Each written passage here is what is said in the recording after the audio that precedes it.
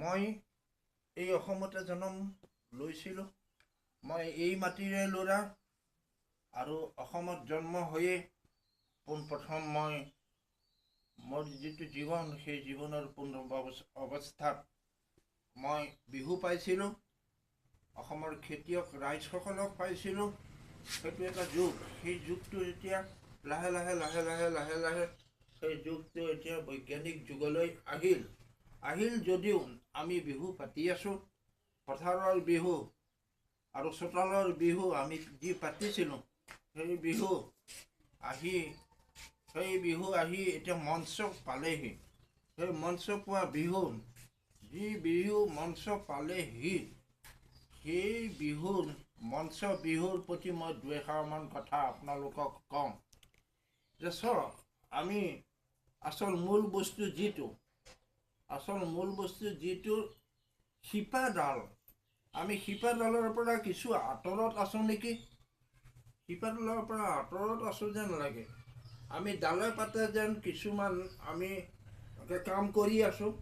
আমি বিহুৱতী অমুক তমুক ইত্যাদিকে বহুতক আমি পুৰস্কাৰ সম্বৰ্ধনা ইত্যাদি সাহিত্যিক শিল্পী এইবিলাকক সম্বৰ্ধনা দিছোঁ। কিন্তু অসমৰ ৰাইজে মন কৰকচোন বাৰু, আমি কেতিয়াবা কৃষকক জানো সম্বৰ্ধনা দিছোঁ? শিপিনীক জানো সম্বৰ্ধনা দিছোঁ? আমিতো কৃষক আৰু শিপিনীক সম্বৰ্ধনা দিয়া নাই। এই বহাগৰ বতৰত মূৰৰ গামোচাখনি, কঁকালৰ গামোচাখনিটো এই আমাক শিপিনীয়ে বৈ দিছে। আৰু এই বহাগৰ বিহুত চিৰা পিঠা যিয়ে হওক লাগিলে এইখিনি কৃষকৰ দ্বাৰা সৃষ্টি, মাটিৰ সৃষ্টি হৈছে। গতিকে মই ভাবোঁ অসমৰ ৰাইজে আৰু অসমৰ বাহিৰত থকা যিসকল আছে সেইসকলে আৰু ভাৰতবৰ্ষৰ বাহিৰত থকা সকলেও হয়তো বিহু পাতিব। তেখেতসকলে যাতে এই মেইন ৰুট বুলি কৈছে শিপাডালৰ প্ৰতি লক্ষ্য ৰাখে আৰু অসমৰ বাটকটীয়া বিহুতলী, লতাশিল বিহুতলী, তেখেতসকলে যাতে এই বস্তুটো যদি আৰম্ভ কৰে মই আৰু সন্তোষ পাওঁ।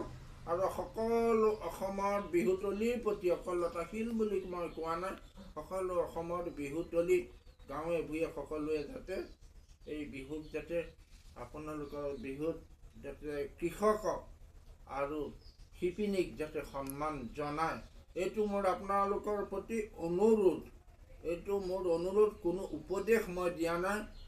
আৰু বিহু সুৰক্ষাৰ সমিতি বুলি এটি সমিতি হৈছে, অসমত হৈছে, তেখেতসকলৰ প্ৰতিও মোৰ অনুৰোধ থাকিল যাতে এই কৃষক আৰু শিপিনীসকলক আপোনালোকে বুকুৰ মাজত সুমুৱাই লৈ সম্বৰ্ধনা দিয়ে।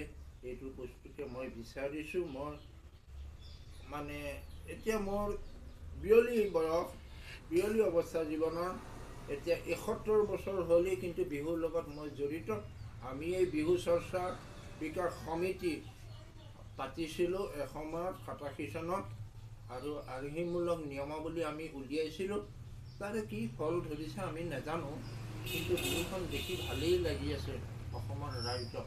মই ভাবোঁ বিহু জীয়াই থাকিব, মই নাথাকিলেও বিহু জীয়াই থাকিব, কিন্তু কৃষকৰ প্ৰতি আৰু শিপিনীৰ প্ৰতি যেন মৰমটো আপোনালোকে দিয়ে, সম্বৰ্ধনা দিয়ে। ইয়াকে কৈ মই এইবাৰ 1839 চনৰ বিহু, 2017 চনৰ বিহুত সকলো বিষয়ববীয়াৰ প্ৰতি মোৰ আন্তৰিক শ্ৰদ্ধা জ্ঞাপন কৰিলোঁ।